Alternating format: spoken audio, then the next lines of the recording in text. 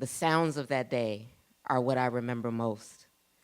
The almost ineffable shouts of the man with the gun, the precision and synchronicity of all the other men, all dressed alike, from their shoes to their berets, all with their long, cannon-like guns pointed toward that almost summer sun.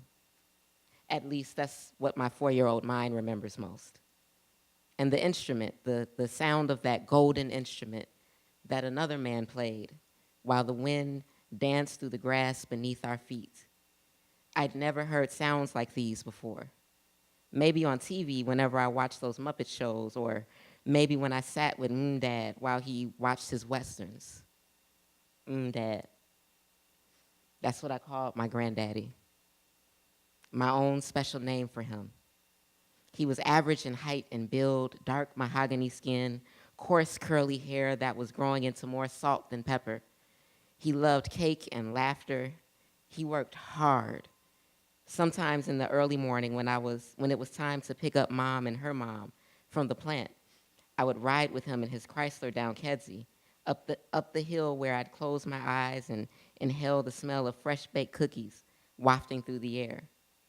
Other times I'd just go sit where he was and talk to him about early childhood nothings, eating easy cheese and crackers, soaking up being in his presence.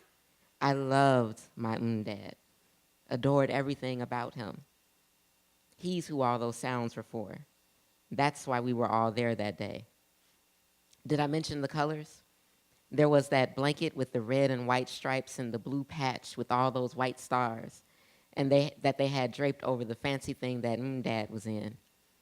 At one point, some of those men who were all dressed alike from their shoes to their berets, they folded up all those colors and stripes and stars and ever so slowly and precisely and gently handed it over to Mother, my grandmother, as she sat stoically next to my mom and me.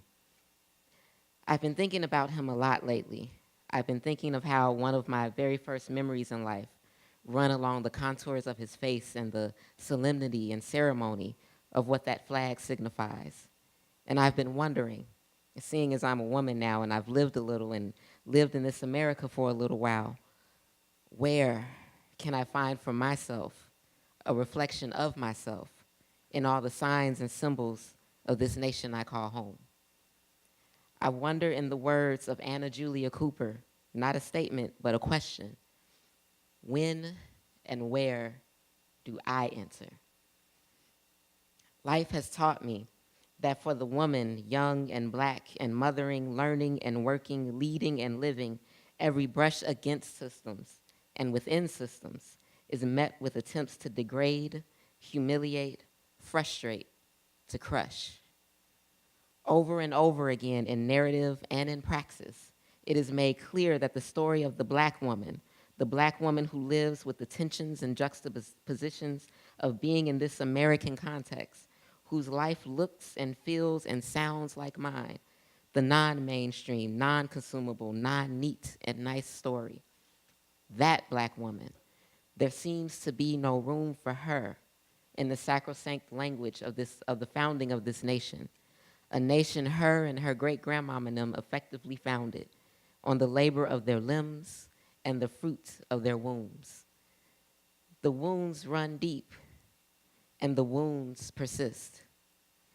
Is there a bomb in America? And when and where do I enter? And so I've been thinking of my Dad.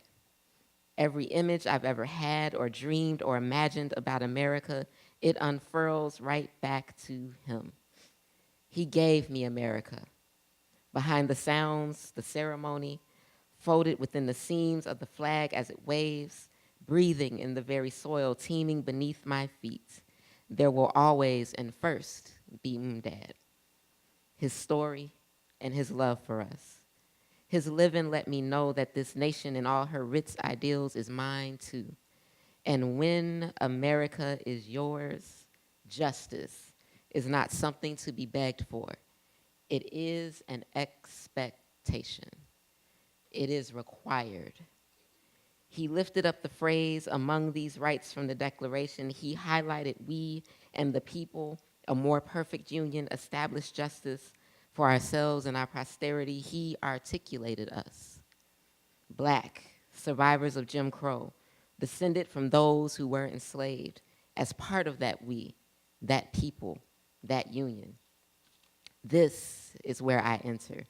Among these rights, and justice is the only space where true healing will come for all those who pitch their tents at the margins. And for this woman, young and Black, what a wonderful gift he's given, making room for me in this America. He's my founding father. My dad is my founding father.